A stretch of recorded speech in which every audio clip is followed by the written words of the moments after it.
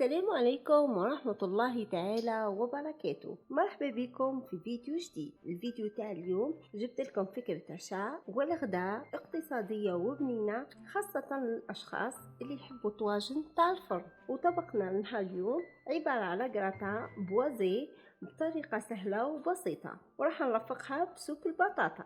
نبداو على بركة الله. لهنا عندي كمية تاع بطاطا قشرتها، شوفوا الحبات، لهنا الحبات حسب افراد العائله. وفوق من لابلونش نبدا نقطعها على شكل مربعات. لهنا المربعات تحبوهم كبار ولا صغار، لكم الاختيار. لهنا الطريقه سهله، وهذا القطع ما يديركمش الوقت، في اي دقيقه تحبوا تكفوا ديروه، ما يديركمش الوقت. والبنه ما عندي ما نقول لكم، وانتم قاعدين تتفرجوا في الفيديو ما تنسوش تشتركوا في القناه وتحكموا تفعلوا الجرس وديروا لايك للفيديو، وما تنسوش تنضموا لينا في الجروب اللي دايرته في الفيسبوك طبخ وحلويات. درك ندير لكم الرابط في صندوق الوصف. بعد ما تكملوا تقطعوا كامل البطاطا الى مربعات، تحبوهم كبار ولا صغار، نملحوها ونحطوا نقلوها في الزيت بطريقه عاديه كيما ممكن نقلوا البطاطا. لهنا برك نخلط الملح مع البطاطا باش تجي في الاجزاء كامل تاعها الملح، ما تجيش الحبه صامته، ونحط نقلاها في الزيت. المرحله الثانيه نجيبوا صدر الدجاج. لهنا عندي صدر يخص منه شويه، نحكم نقطعه. نحكم من ناحيه صدر الدجاج اولا، طريقه سهله تاع نزعو. لهنا الكميه تاع صدر الدجاج كيما حبيتو، تقدروا ديروها حتى بنصف صدر الدجاج. وهذا العظام اللي قاعد تاعو ما نرموشو، راح نحطه في القدره، وباك نوريكم كيف راح نخدم به لاصو. لهنا نحطوا الساعه لهنا، وباك درك نخدمه ونبدا نقطع صدر الدجاج الى قطع. لها حنقطعوه خاطرش راح نرحيه، لان نحب ديما نقطعوه قطع صغار باش كي نرحيه يسهل عليا العمليه. نقطعو كامل بالطريقه هذه، طريقه عشوائيه ماشي محتم يكونوا قد بعضهم خاطرش راح نرحيه. لهنا هذا الكراطا يجيكم بزاف بنين، وكما راكم تشوفوا الخطوات سهله وبسيطه. تقدروا ديروه كي تعودوا مزروبين، ولا حتى في الاطباق الرمضانيه. ديما نحبوا وصفات يكونوا سهلين وبنين وما يدوش الوقت. ان شاء الله تكونوا ديما تستفادوا مني وتجربوا الوصفات. وكاش ما عندكم مقترحات للقناه ولا وصفه حابه نديرها لكم، اكتبوا لي في التعليقات تاعكم واكيد راح نديرها لكم. ديما الوصفات اللي ندها راهي مجربه وتنجح من اول تجربه. نكمل نقطع كامل صدر الدجاج ونرحيه. كي راني نقطع فيه شفت الكميه راهي تزايد، مانيش راح ندير صدر الدجاج كامل. نحي هذا الجزء نحطه من هنا باش نطيب به لاصوب، وهذا نخبيه كاش ما ندير به وصفه واحده اخرى، وهذا نرحيه. لهنا هذه الكميه راح تكفيني. لهنا نحط كميه من صدر الدجاج. لهنا نشوفوا كيفاه راهو ترحى. نحي الكميه الاولى ونبقى نزيد نحط بالكميه ونرحي. نبدو نتبلو صدر الدجاج، نديروا الملح، فلفل اسود. لهنا التتبيله ديروا التتبيله اللي تحبوها. انا اليوم راح نستعمل ملح، فلفل اسود، كركم. لهنا عينكم ميزانكم، رشة خفيفة تابل اللي خاص بالشاورما او يتباع في الاسواق. الثوم، لهنا الثوم راح نستعمل تاع الغبرة، وتقدروا تستعملوا الحب العادي ربيو حبة. وزنجبيل، نعرفوا انه الزنجبيل يتوالم بزاف مع الدجاج. نحكم نخلط مليح صدر الدجاج مع هذيك التوابل باش يجينا بنين. ولهنا تقدروا تستعملوا اي توابل نتوما تفضلوها. لهنا نفضل اني نستعمل ايدي خير باش نضمن انه صدر الدجاج تدخل له كامل التتبيله. هذه التتبيله تجي بزاف هايله في صدر الدجاج. وتقدروا من هذا صدر الدجاج ديروا اصابع الدجاج اللي تجيك شغل ذوق مرقاس. راني دايره الوصفه في القناه، درك نحط لكم الرابط في صندوق الوصف. لهنا حطيت كميه من الماء. لهنا له درت الماء باش كي نكور صدر الدجاج ما يلصقش في اليد. نحاولوا انه نديروا كويرات تكون صغيره شويه باش كي باكا نحطوها في الطاجين وفي الكراطه تحكم الطيب، ما يقعش الباكل حبه كبيره ما طيبلكمش. تقدروا تستعملوا حتى الزيت وانتم تكوروا، بصح انا حبيت ندير الماء ونكور كامل الكميه كويرات تكون بهذا الحجم اللي راكم تشوفوا فيه. نكمل نكور كامل الكميه اللي عندي. نمر لتحضير لاصوب اللي قلت لكم انها عباره على البطاطا. نحكموا نجيبوا حبه بطاطا. لهنا هذا هو الحجم اللي حبيته، وانتم اختاروا الحجم اللي تحبوه. لهنا ديما حسب افراد العائله. نقطعها بطريقه عشوائيه على شكل مربعات. لهنا ما يهموش كبار ولا صغار، خاطرش بالك راح نرحي لاصوب. لهنا كل ما تقطعوها صغيره راح يدخلها الطياب وما تديلكمش وقت كبير في الطياب. نزيد نفس الشيء الجزر. لهنا الجزر راني عندي حبتين تاع جزر، حكمت نحيت هذا اللب تاعهم للداخل ونقطعهم نفس الشيء مربعات. لهنا اختاروا الخضره اللي حبيتوها، بصح اليوم انا حبيت نديرها غير بالجزر والبطاطا، تجي بزاف بنينه.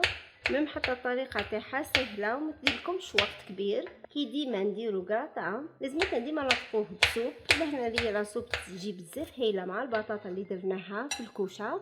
درت 2 حبات تاع جزر مع حبه تاع بطاطا.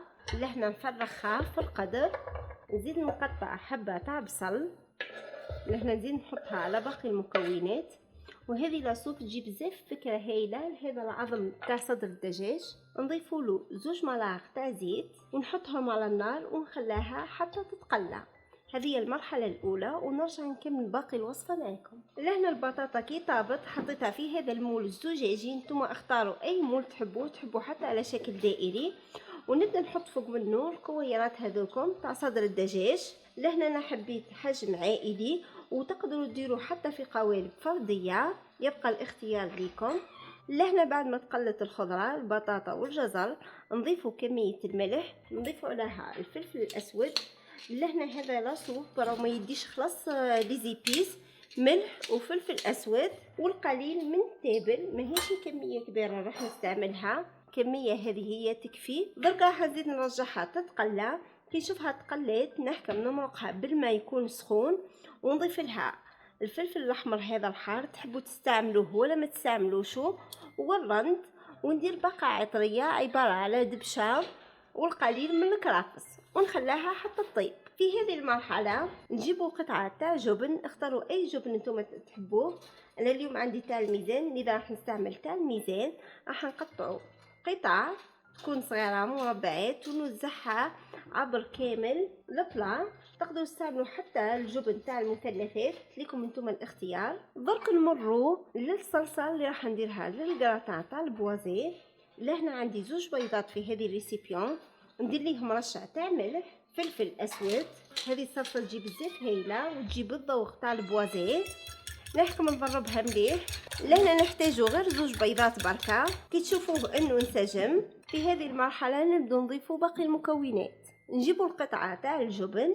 لهنا هذا الكراتان او يعتمد على الجبن، وتقدروا ديروا جبن ربي طول فيه وما ديروش هذا الجبن تاع الميزان. نحكم نقطعوا مكعبات. بعد ما تكملوا تحطوا كميه الجبن، راني مستعملتش كميه كبيره، تقريبا 3 مكعبات تاع جبن. ونضيفوا لهنا الكيس تاع كريمه سائله. لهنا لازم الكريمه تكون خاصه بالطبخ. ونزيدوا نضيفوا كيس تاع حليب ونخلط مليح. لهنا باش ينسجم البيض هذاك والكريمه السائله والحليب. لهنا راهم انسجموا. نحكم نقدم ليا البلا اللي درت فيه البطاطا وصدر الدجاج، ونحكم نفرغ هذا الخليط كامل في البلا. نحاول نوزعه بهذه الطريقه. بعد ما تفرغوا الصلصه اللي درناها من البيض والحليب والكريمه السائله، لهنا الكميه لازم تغطوا صدر الدجاج بالطريقه هذه. في هذه المرحله نضيف كميه من الجبن المبشور، استعملوا اي نوعيه نتوما عندكم. لهنا ما نحبش نحطوه في الجوانب، نحطوه غير من هنا باش كي يذوب يجي قد ما يتحركش في الجوانب. ونحطوه في الفرن. الفرن لازم يكون مسخن من قبل وتكونوا مشعلينه من فوق ومن تحت. درك نحطوه يطيب. كي نشوفوا طاب نخرجوه ونكملوا باقي الوصفات. لهنا لاصوب راهي طابت، شوفوا الشكل تاعها. هذا هو اللاصوص اللي نخلوه فيها. درك نجيبوا كميه من الجبن. لهنا اي جبن نتوما تحبوه، انا اليوم راح نستعمل جبن الميزان. ولهنا هذا صدر الدجاج العظم راهو طاب، الباقي نفتوه ونحوه ونزينوه في الصحن. دركا بالبراميكسر نحكم نرحي كامل الخضر. بعد ما تكملوا ترحوه، هذا هو القوام اللي تحصلوا عليه. ما يجيش ثقيل بزاف وما يجيش خفيف، يكون متوسط ويجي بزاف بنين. هذه لاصوب دركا ما عليا غير نحطها في صحن التقديم ونستنى الطاجين حتى يخرج من الفرن، ونتلاقاو في الشكل النهائي لكامل اطباقنا لنهار اليوم. هذا هو الشكل النهائي لاطباقنا لنهار اليوم. الكراتان تاع البوازي شوفوا شكله قدواه يجي هايل والمنظر تاعو. ولهنا لاصوص تاع البطاطا اللي درناها بمكونات بسيطه جدا. لهنا كلمسه اخيره فتت هذاك الدجاج وحطيته في الوسط وزينت بالكرافس. ولهنا ديما التزيين يبقى مسألة اختيارية. ان شاء الله تعجبكم وصفتنا نهار اليوم وتجربوها وتقولوا لي رايكم في لي كومنتير. لهنا هذا كي تحطوه بشكل عائلي. لهنا راح نزيد نعطيكم فكرة اخرى للطبق كي تحبوا ديروا طبق فردي. لهنا الطبق الفردي تجيبوا صحن ابيض عادي لاسيت. لهنا حطيت فيها سلطة. ولهنا طبق فردي حطيت فيه لاصوب. ولهنا نقسم لكم باه تشوفوا الطاجين كيفاه يجي. لهنا تحبوا تستعملوا حتى القوالب الفرديه في الطاجين هذا والكراتا. لهنا يبقى مساله اختياريه. شوفوا قدواه يجي هايل. لهنا راهو مازال سخون. لهنا تحبوا تزيدوا ترشوا عليه شويه معنوس يبقى الاختيار ليكم. وهذا هو الشكل النهائي للطبق اللي درناه نهار اليوم. ان شاء الله تعجبكم الاطباق وتجربوها وتقولوا لي رايكم في الكومنتات. ما تنسوش تبارطاجيوها عبر جميع مواقع التواصل الاجتماعي. تشتركوا في القناة وتفعلوا الجرس باه يوصلكم جديدي. نتلاقاو في الفيديو القادم ان شاء الله.